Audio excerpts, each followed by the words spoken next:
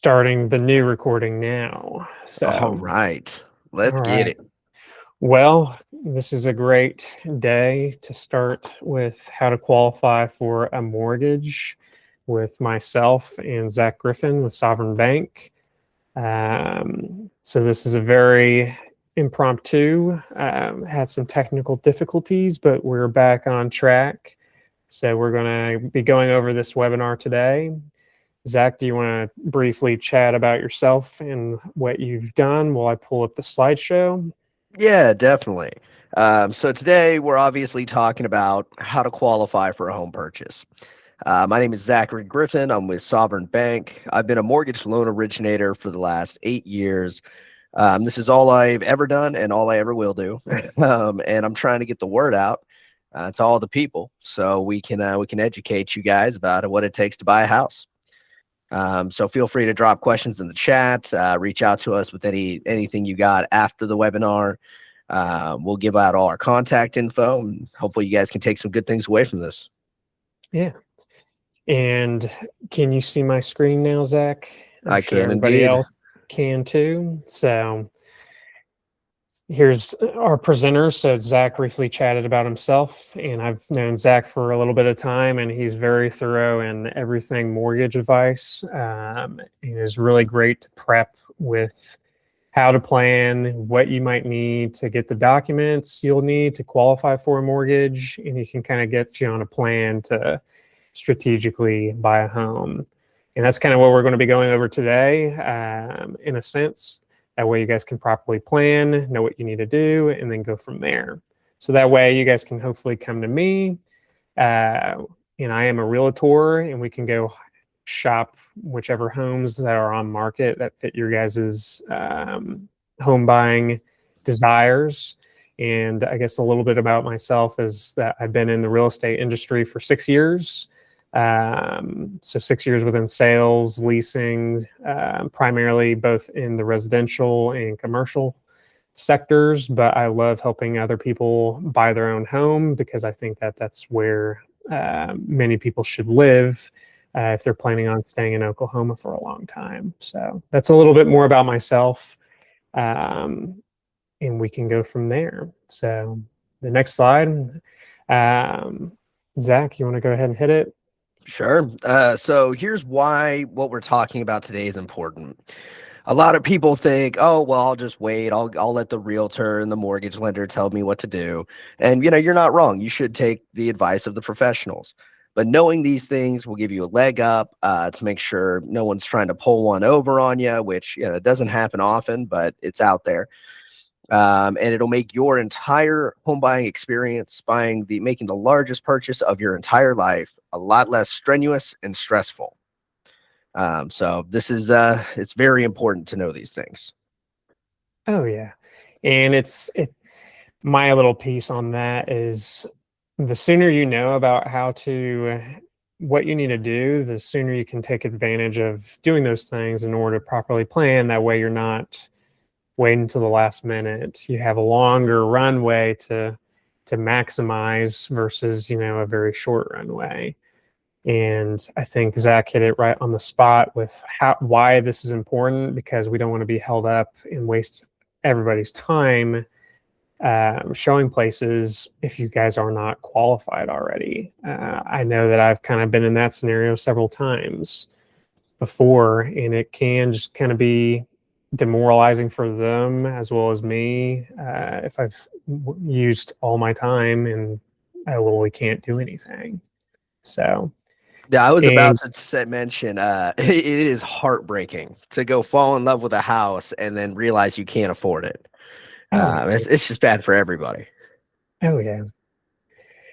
Moving on. So this is a little bit about the content overview for today.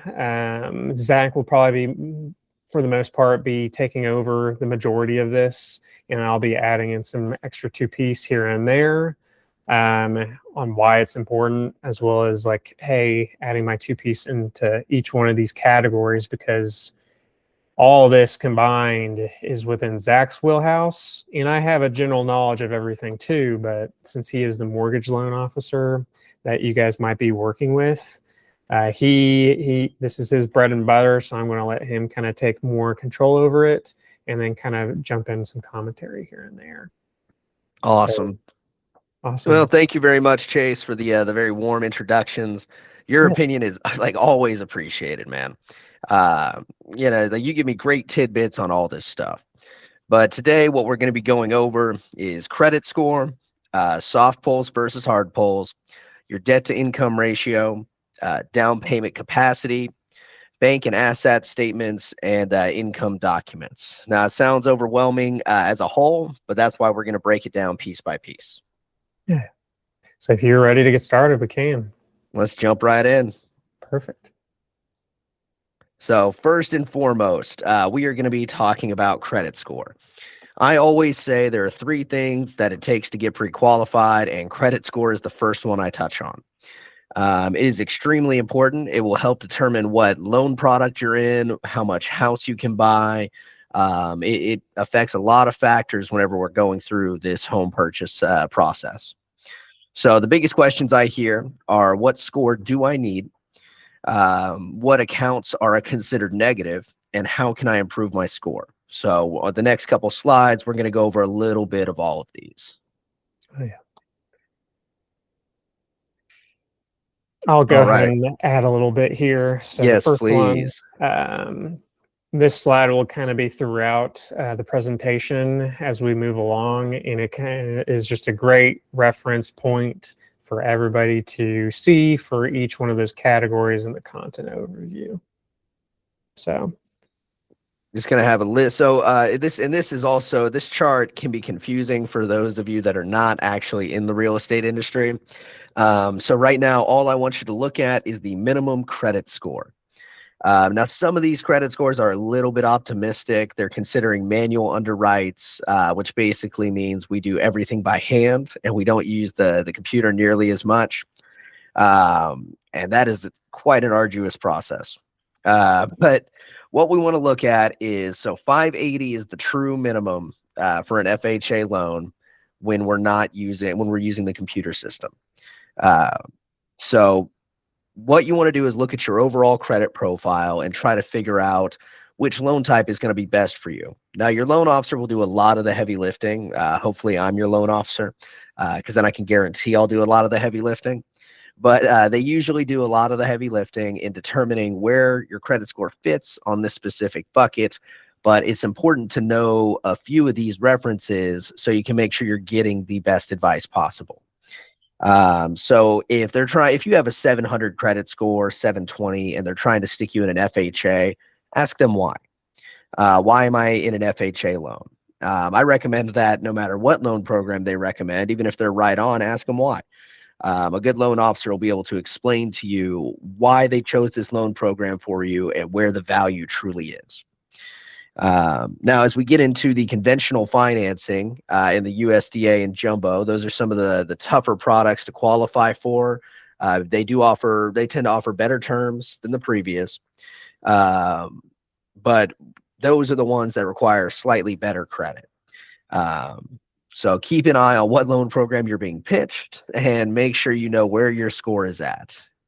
We're going to talk a little bit more about where you can find your score and how to actually manage that. yeah. And each one of these loan types has their own specific minimum credit scores.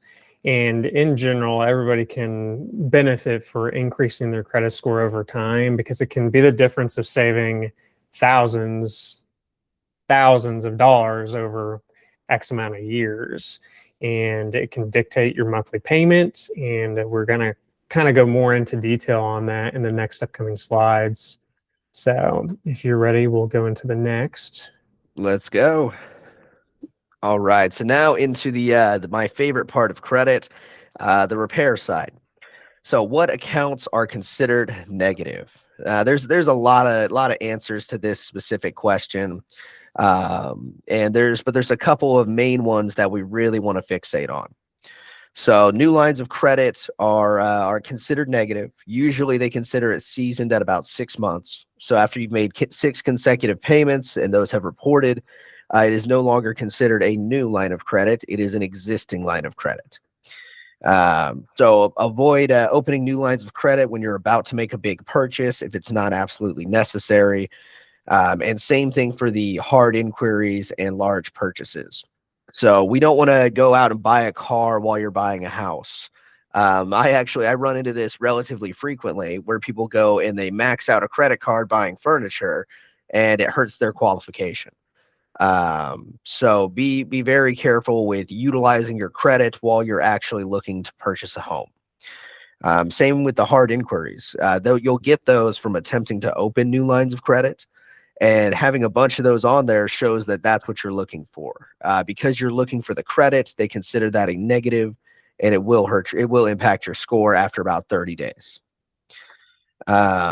Recently closed accounts. Please don't go close all your credit cards. It feels obvious to say, but I understand how people could see it on the other side.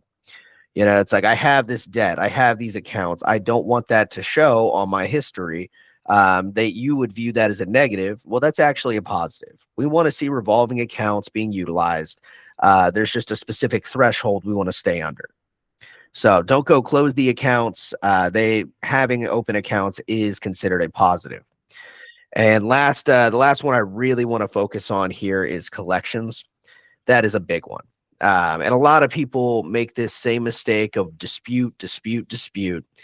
And what we really need to do is make contact with the collection agency directly, talk to a representative of the collection agency, and negotiate a letter of deletion, and to have it removed from all 3 credit bureaus in return for either payment in full or a negotiated amount. If you get a letter of deletion and they agree to remove it from all 3 credit bureaus, it goes away like it never even happened. All of a sudden, this account disappears off your credit report, and it's not even a $0 balance negative account, it's no account. And that is the best possible outcome when dealing with a collection. Now, if you go and dispute it, this is what some credit repair agencies love to do. A lot of the times what happens is the collection agency then sells that note. It goes off your credit. They realize they can't hit your credit anymore, and you have no incentive to pay them. So they sell it to another collection agency who puts it on your credit report in a different name, and it comes right back. So sometimes this takes 30, 45, 60, even 90 days. But that's usually not enough time to accomplish what you're looking for. And if account is in dispute, you can't buy a house at all. So we need to have all those accounts out of dispute. Late and missed payments, we obviously want to be making our payments on time. And then bankruptcy, foreclosure, deed in lieu of foreclosure, and short sales are all things that are very heavy negatives on your account. And we're going to touch on the time frame from bankruptcy and foreclosure, because just because you've gone through one of those does not mean that you don't qualify for a home purchase. We need to figure out the length of time and the circumstances around it, so we can make our case to underwriting. You can still buy a house. Oh yeah. And this next upcoming slide kind of goes more into detail in regards to the bankruptcies and derogatory credit waiting periods that I kind of threw in, which we'll just leave up for a second and briefly chat, but mainly just because it is still possible. But if it is a recent bankruptcy, for example, like, they have the minimum waiting times depending on which type of bankruptcy it is. So usually those negative events can still impact you, but it should not deter you away from doing it, especially if you're turning yourself around like in drastic measures. So 100%. And it's like, so each one of these has a different waiting period. So just because you don't qualify for the conventional loan because you had a bankruptcy 3 years ago, doesn't mean we can't get through with an FHA.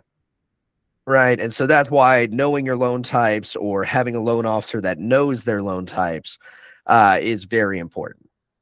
oh yeah. And we'll go ahead and go into the next slide. So where we can kind of improve some credit. Do you want me to go over this one? Yes, please. Okay.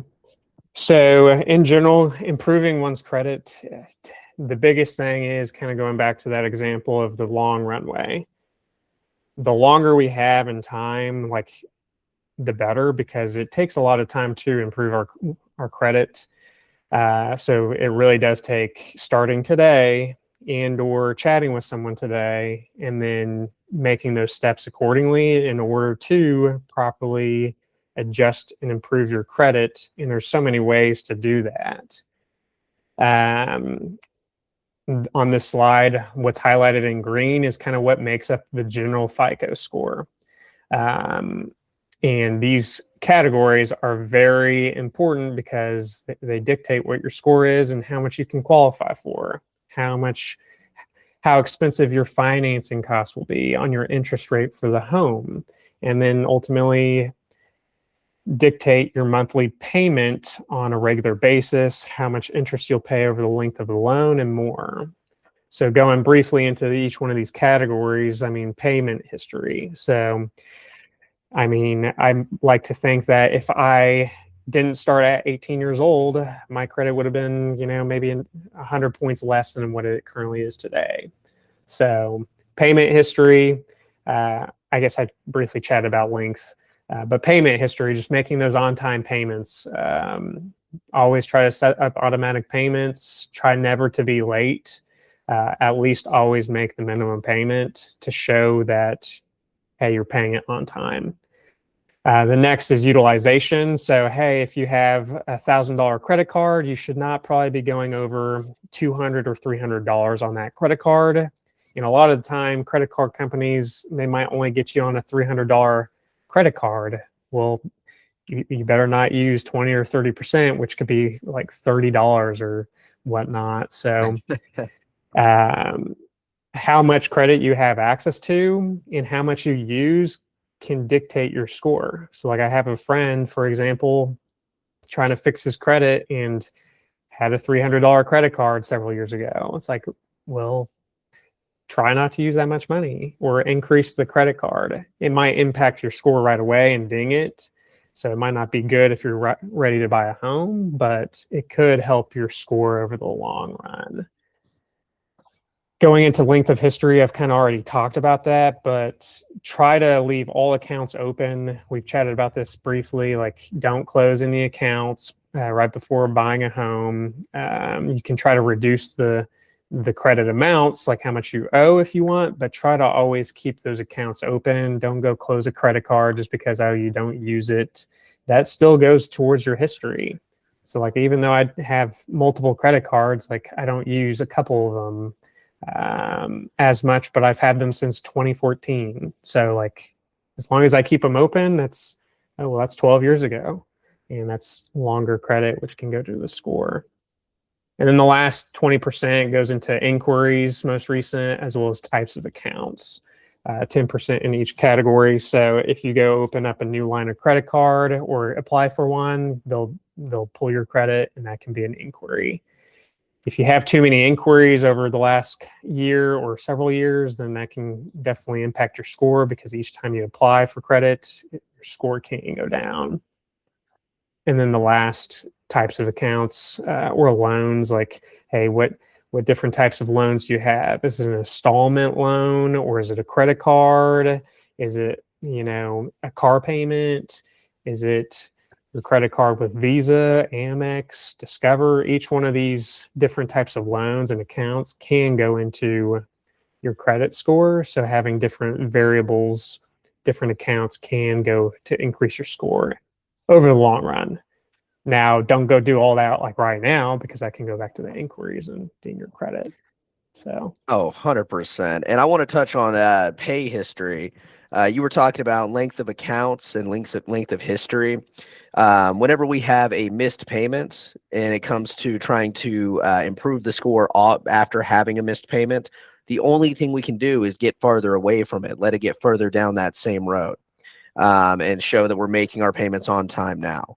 So that is the biggest one. It is the hardest one to fix. We can fix a collection account relatively quickly, in a couple months at the most. And with a late, it's going to take just sweet time. That's all we got. There's no fix for a late payment other than letting it get farther away. Oh, yeah. Did you have any else to add on this slide? No, I think you knocked it out of the park, Chase. Perfect. So this slide's very in depth. If you guys want to take a screenshot or want the slides afterwards, you can always ask.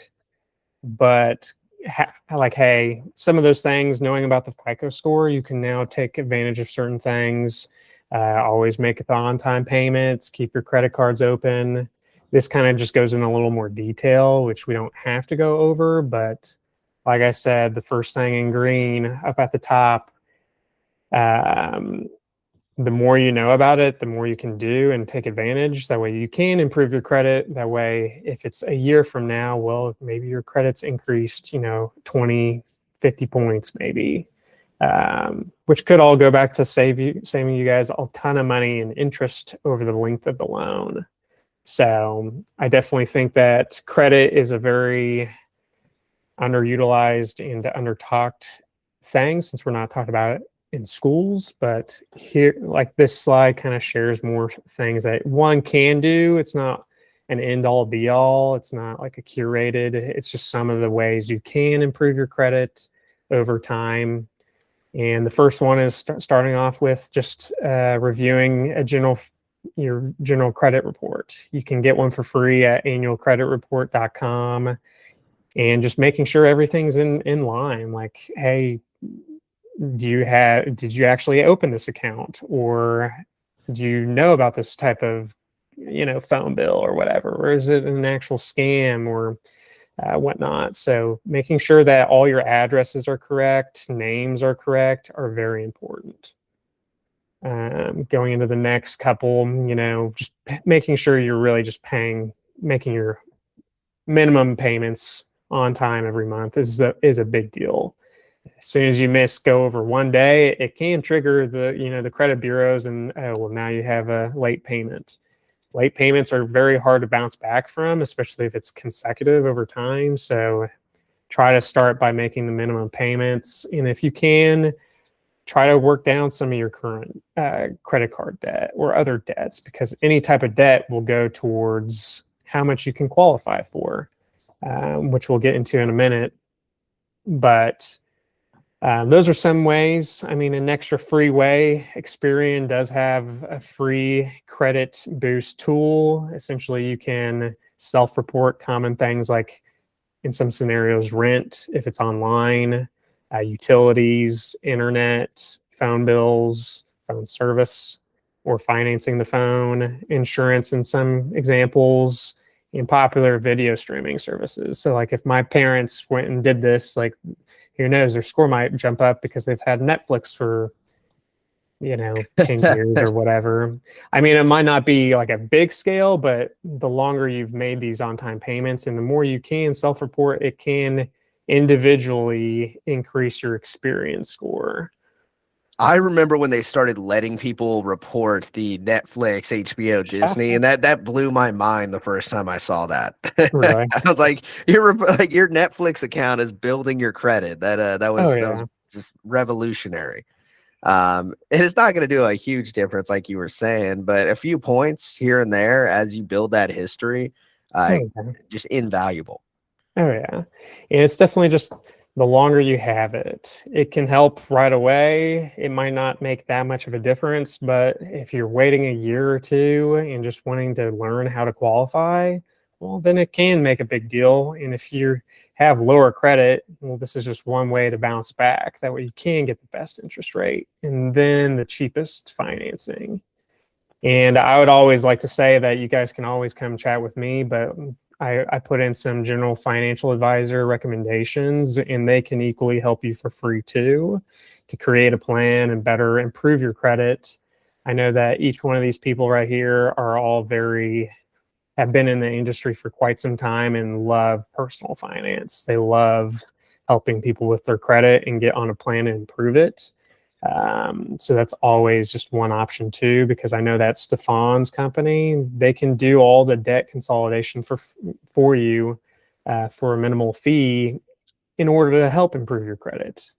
Because if you can consolidate everything, lower your monthly payments, that can automatically almost improve your credit right away too, because, oh, well, you paid off everything that was expensive, you're not getting dinged left and right in monthly payments, and then you're on a better track. And I want to So give a shout out to Revenite there, the Stefan's company. They do this absolutely free. Like they will put together a debt consolidation plan for you, and they will charge you $25 a month to withdraw from your account if you don't want to have to handle the payments yourself. But other than that, if you're ready to go tackle your debt, they'll put together a plan for you, and help you figure out the best strategic way to pay off your debt to save the most money. I actually had Dirk do one of these for me. yeah. Yeah. I had a bunch of debt and subscriptions and things I was unaware of. And being in the industry, I was like, oh no, I better get this handled. Yeah. Uh, so I had Dirk help me with a plan a while back. Oh It's yeah. been phenomenal. Oh yeah. I mean, everything that you can do in order to improve your credit, the better. I mean, I have something for free that if people want to get on there, I go a little more in depth and I'll offer a one-on-one with everybody that wants to chat more about it in order to strategically plan to improve. But I know that those financial advisors that, if you want someone extra qualified, those people are very great. So Oh yeah. going into the next, Zach, you want to take it from here? Oh yeah, so this is definitely my wheelhouse. So we got soft credit pulls versus hard pulls. So I use the term soft pull a lot, and some people don't know what I'm talking about, and I have to explain it. The way I like to break this down is a soft pull. We're just peeking behind the curtain to take a look at the credit score. It still gives me all the same information as if I ripped the whole curtain open, but not everybody knows that we're taking a peek. So it's not something that's going to report to the credit bureaus and actually negatively affect your score like it would if you went to any bank and said, "Hey, I want a credit card." They're going to do a hard inquiry on your credit. And that's exactly what a hard credit pull would be. Is if we're moving the curtain all the way, and everybody knows that you're actively looking for credit. And a soft pull, nobody's going to know that you're actively looking for credit, but it gives me the same information over two bureaus instead of three, which is enough for me to determine whether or not you're pre-qualified. So that's really the thing. I always recommend requesting a soft pull. And if they don't have, like, every lender I've spoken to these days it used to be a real unique thing. Now it's everywhere. I think just about everybody can soft pull your credit. And if you're not actively looking to go buy in the next 30 to 60 days, request a soft pull. But if you are looking in 30 to 60 days, just let them hard pull your credit. The maximum penalty is about 7 points off your credit score usually. It averages 3 to 7 points per hard inquiry. Yeah, which is a big deal. Yeah, it can be, but it's also if you're going to be buying your house anyway, we're going to use the credit report that we had. It's like we're not going to re-pull it once we get back under contract.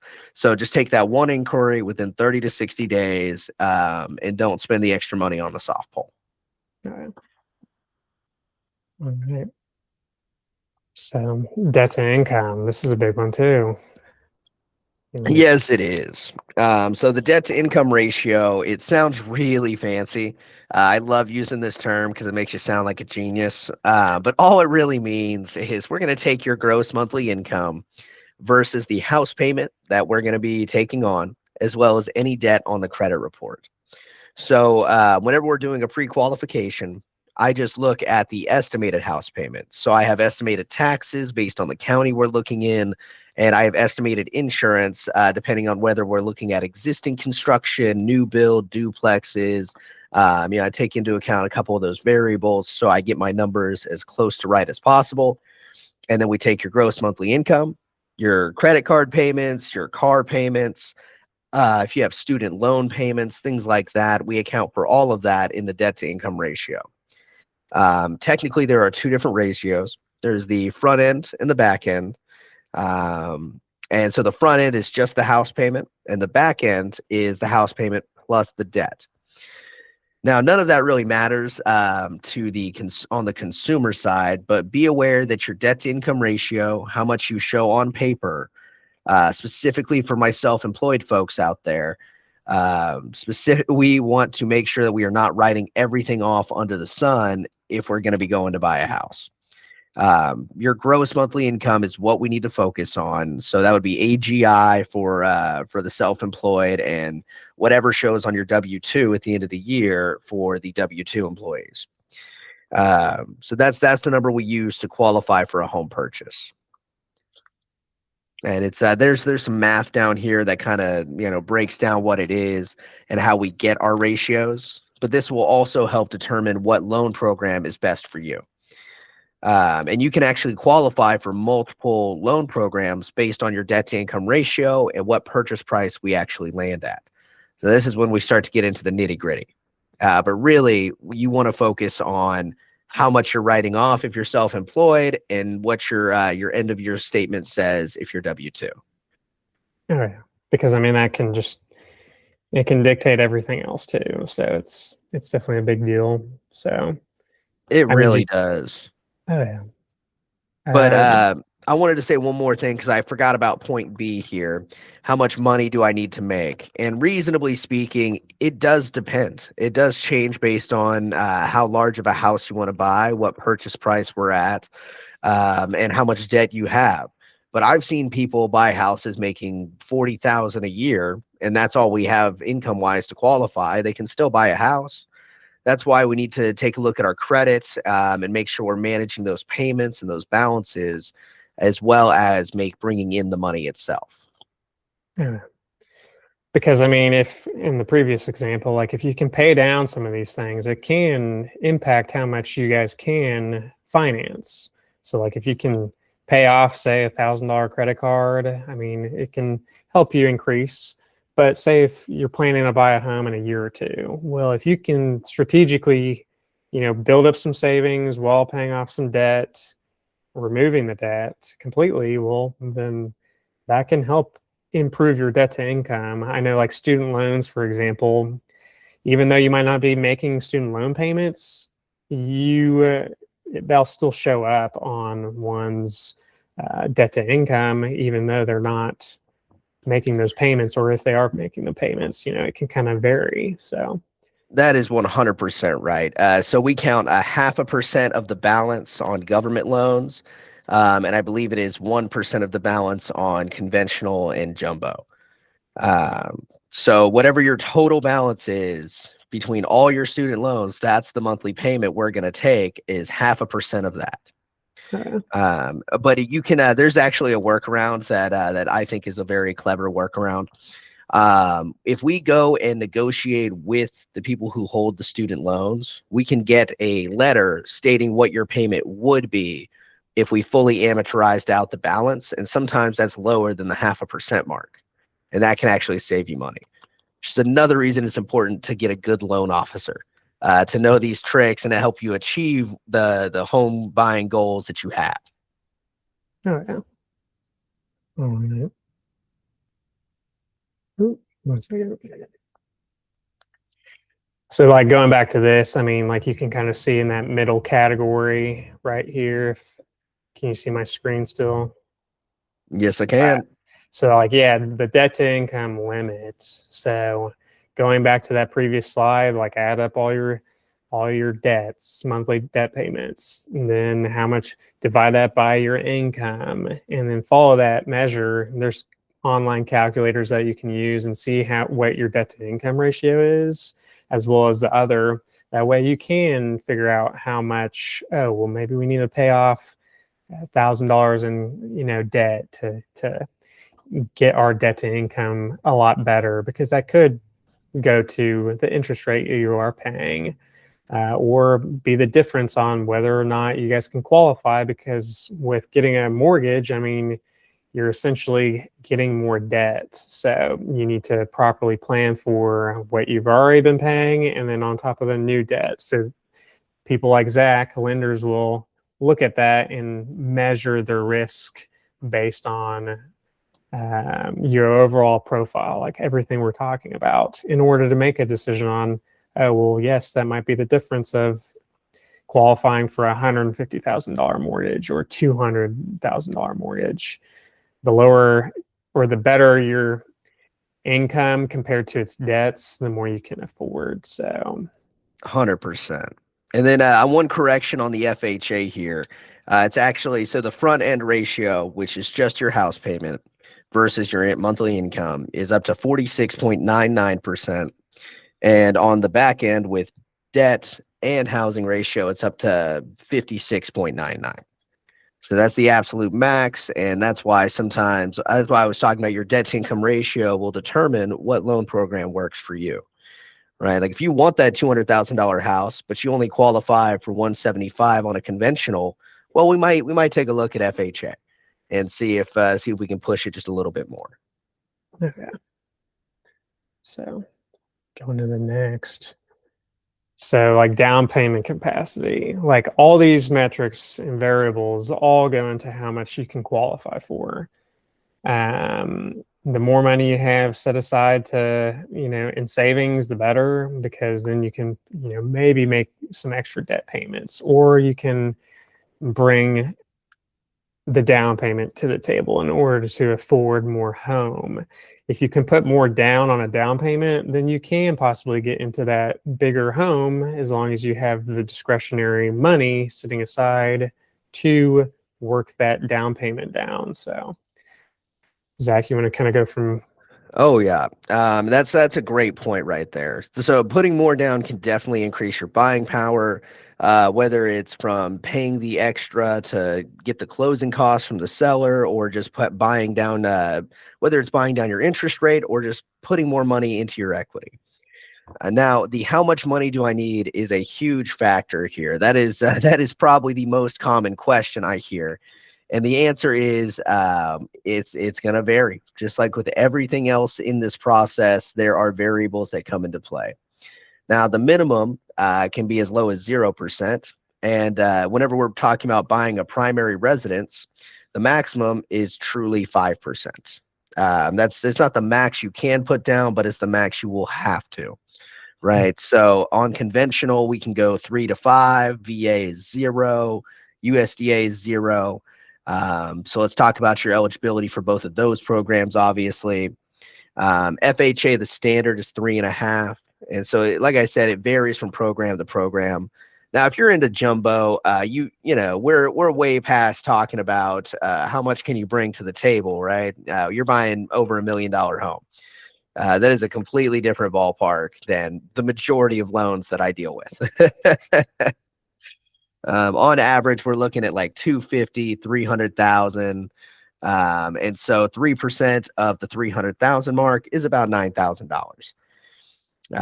So that's truly what you want to use, or what you're going to need.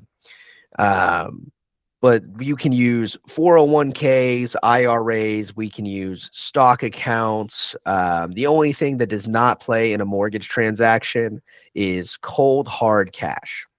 Sadly, we cannot use that. It has to be in a bank account for 60 to 90 days. And I think we're going to touch on that here a little bit later. Oh, perfect. So it needs to be in an account. They call it seasoned for 60 to 90 days if you're dealing with cold hard cash. So it needs to be reflected by the statement. If there are large deposits, we have to source where those came from. But you can get gifts from family members, and those regulations and what is considered a family member also vary from loan program to loan program, believe it or not. On FHA, they don't consider your cousin a family member. So you cannot receive a gift from your cousin. You can receive a gift from an uncle. So the parent of your cousin. Feels a little silly, but those are the rules.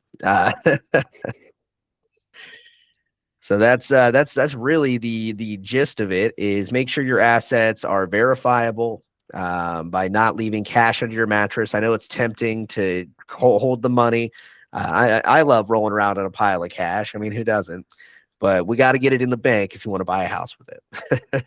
Well, can one person say get their money from a cousin, and as long as if it's been in that account for 90 days, would that count? Yes. So we don't even need to do all that. If the cousin could have deposited it 3 to 4 days before gifting it, we need a 1-day transaction history showing that the money is in the account and has been in the account. And then we get and then we usually just have them wire it directly to title. that is by far the path of least resistance.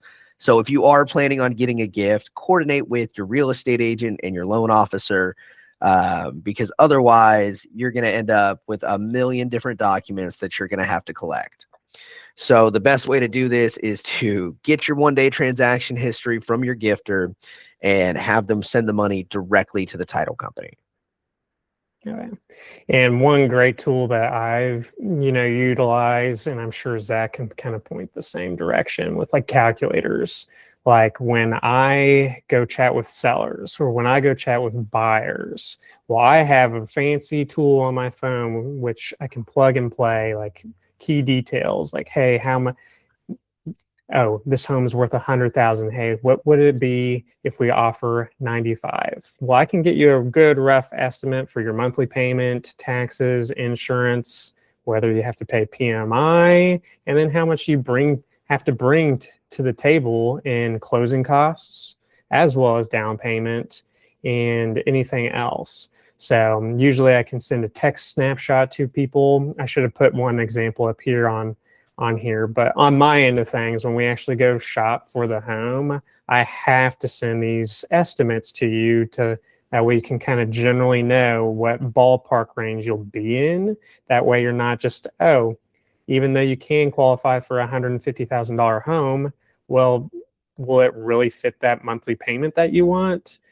Zach can kind of always chat with you on that, but I can always provide an extra calculator snapshot of how much this offer will be, or how much this offer will be, how much you should expect to net, and it's all a net sheet.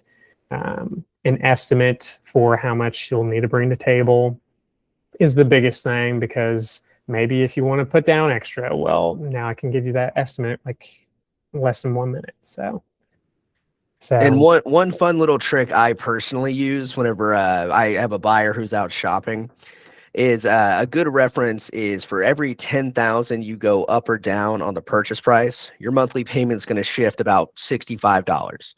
So you go from 250 to 240, your payment goes down $65. You go from 250 to 260, it goes up 65. It's a good general rule of thumb. And obviously, if you're going from 350 to 425, there might be a little bit of extra variance mixed in there from taxes and insurance. But it's a pretty good rule of thumb when you're shopping within a $50,000 range. Oh yeah, for sure. All right, let's go ahead and go to the next. So Zach, you want to take over on these last couple? Yes, I can do that. And I kind of touched on this earlier. What accounts do I need statements for, and what type of statements are acceptable? So I mostly touched a little bit on what accounts do we need statements for, and so that's going to be any asset that we're using for closing. So whether that's a checking account, a savings account, it could be a 401k, an IRA, any kind of an asset that is liquidatable, we will be collecting a statement for if we're planning on using that for our cash to close, or even just document what we call reserve funds. Now, what type of statements will vary a little bit based on the type of account. So if it's a 401k, we need usually the quarterly statement. If it's an IRA, we need the monthly. If it's a bank, checking accounts, savings account, then we also need the monthly. And how many months you need will vary a little bit from loan program to loan program, but be prepared to provide at least 60 days worth of statements. So your two most recent statements. Honestly, having those ready when you walk in to meet with your loan officer or you're ready to email them over saves a ton of time for everybody and makes this a very smooth process. Yeah, because I mean, like the worst thing is like kind of what we chatted about earlier is like, well, I'm ready to buy a home. It's like, oh, do you have a pre-qualification letter? It's like, no. It's like, okay, well, I mean, the bankers or lenders will like to see, like they have to review everything in order to see if you can generally afford. So they'll look at what your normal everyday expenses are coming through your accounts. So usually if you have multiple accounts, try to share as much as everything as possible. They want to compare it to how much money you're making. They want to, triple verify in multiple different ways. Oh, well, they have the pay stubs, they have the W-2, they have bank and asset statements, because in most 401ks, you can borrow money from your 401ks in order to bring extra money for a down payment and take a loan from that in order to help you qualify for more home. But yeah, the bank and asset statements are a big deal, especially if you guys are self-employed, which Zach will chat here in a second about too. So, Oh, definitely. And then as for the statements or the account types, I was gonna say, oh Lord, I just lost my train of thought. Sorry about that. Oh, 401ks. That's right. So if you're pulling out for a home purchase, most 401k is considered a qualified purchase, right? And they will hit you with less fees for withdrawing against your 401k or borrowing against it. And that's another thing we really want to send directly to title if we can, because otherwise we have to get bank statements showing it going in.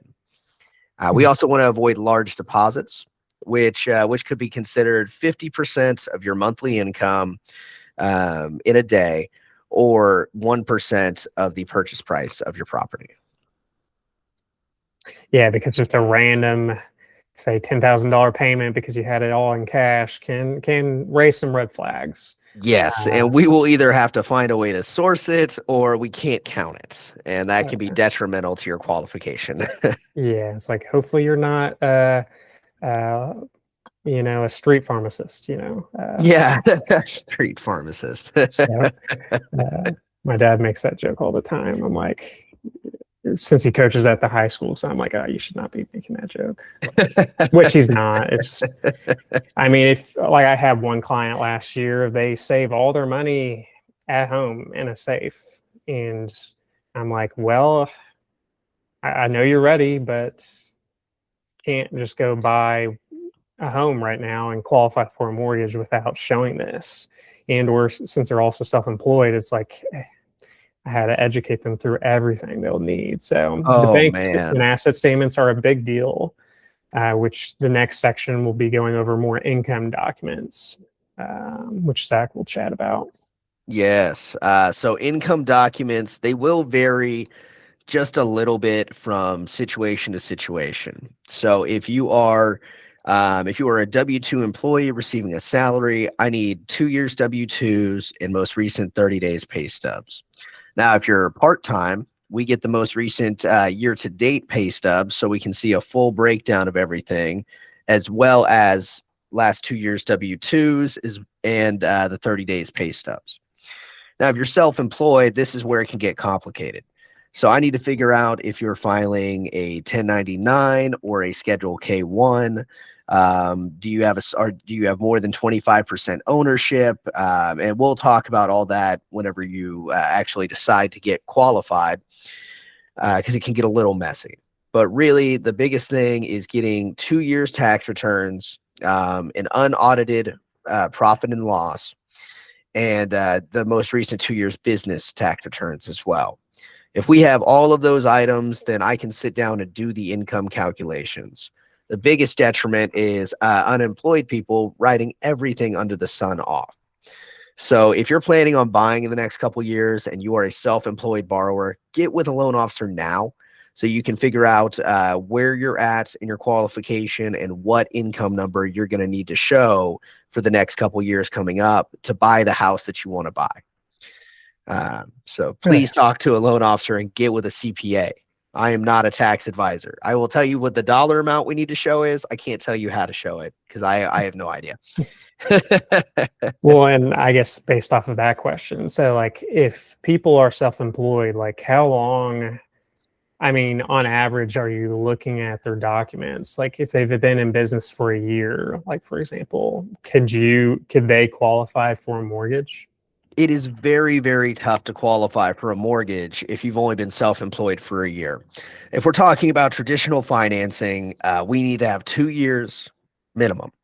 2 years filing taxes as a self-employed individual to be able to qualify for a home purchase. There are a few programs out there that will take into consideration specifically for 1099 employees. If you are 1099, I know there are programs out there where they will just take the 1099 amount and average that and call that fine. You do usually have to put more down. You take a higher rate. It is doable. And then for those who have more than 25% ownership, if they own one or more companies, there are bank statement programs that will take either 12 or 24 months of bank statements and sit there and count each deposit and figure out your income from there. It gets pretty in depth doing those. So please be patient with your loan officer. If you drop off 24 months of bank statements, give them a minute. There's a lot of line items in there that we have to make sure are correct and accurate. But it is something you can do. It's not easy, but it's doable. Yeah, because the whole purpose, if you're self-employed, I mean, the bank's job is to vet each and every person that they're screening. They want to make sure that, oh, you can qualify and they're not having to take a loan back like almost immediately. So they have to average out, if you're self-employed, as well as generally employed, they have to average out normally X amount of time so that they can make a more better judgment on whether you can make those monthly payments or not. I guess another question while we're on this page is people that are just getting out of high school or college. How long would they have to work if they are moving from that same thing that they were training in to the job that they, in the same industry? So like if I went to school for finance and I now go work at a bank, how long would they have to work in regards to being ready to qualify? That is a phenomenal question. I love this question because the answer is so positive.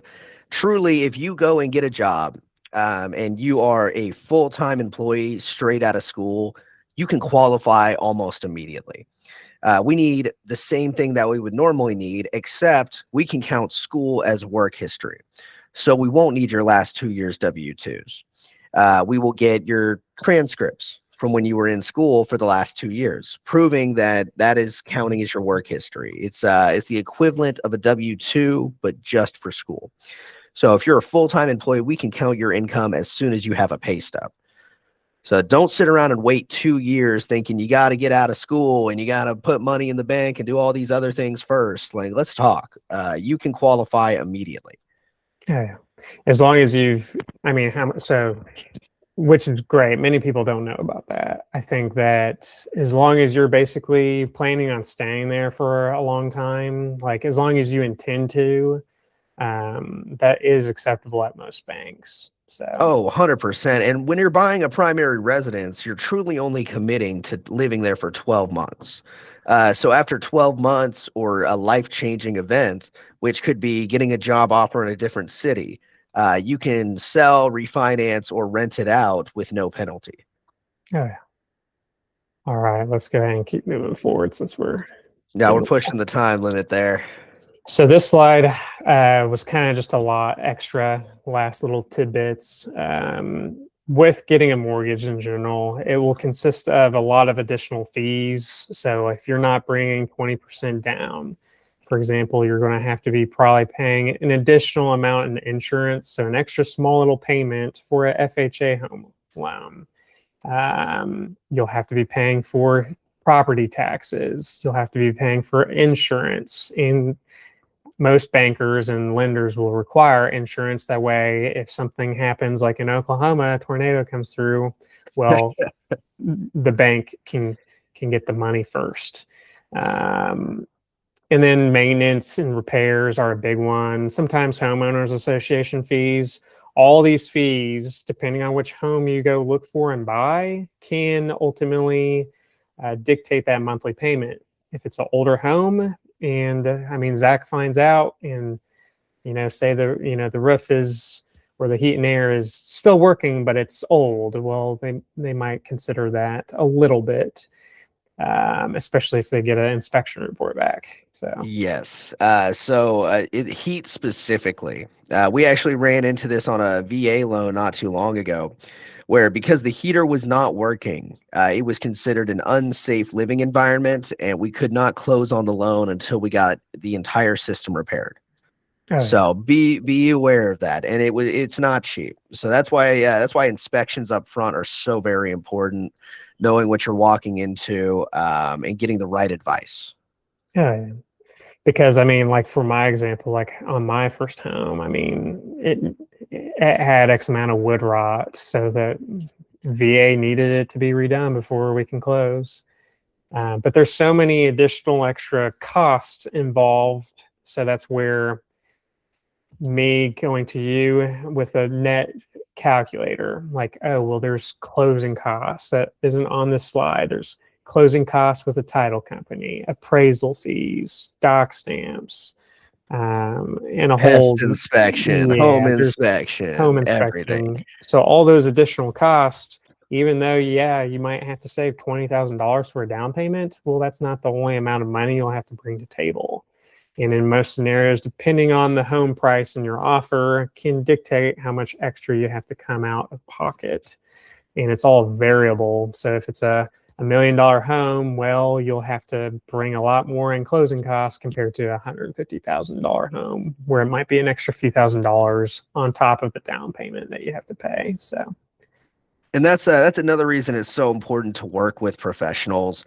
A good realtor can save you a fortune by negotiating your closing costs, whether it's because like I said, every $10,000 is about $65. You want $10,000 in closing costs, you might be able to just offer over if they believe the house is going to appraise. And that's something your realtor can help you determine. oh, yeah. They'll point you in the right direction on all these different factors. Yeah. Well, I just had a client recently. We got a full roof replacement.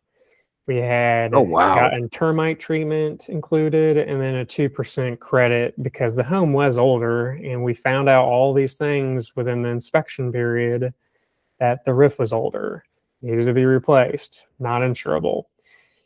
You know, it had termites, like a little bit of damage close to the exterior fence, but we got the treatment included, and then 2% because of some under the home stuff with plumbing.